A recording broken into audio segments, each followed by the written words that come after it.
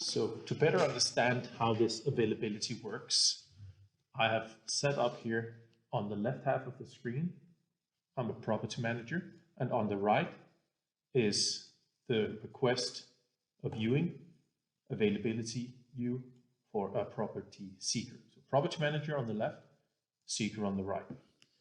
Let's try to modify my availability. Say I want to be available now Saturdays. I save that. I'm going to refresh over here as the user, and we now see it's available to book on Saturdays.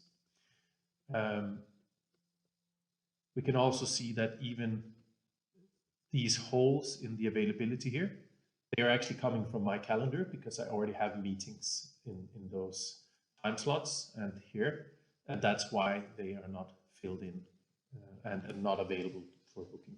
So let's try taking half of the Thursday away here, and we hit save, and we refresh for the seeker, and we can now see that has become unavailable. That's how you manage your availability on Kera.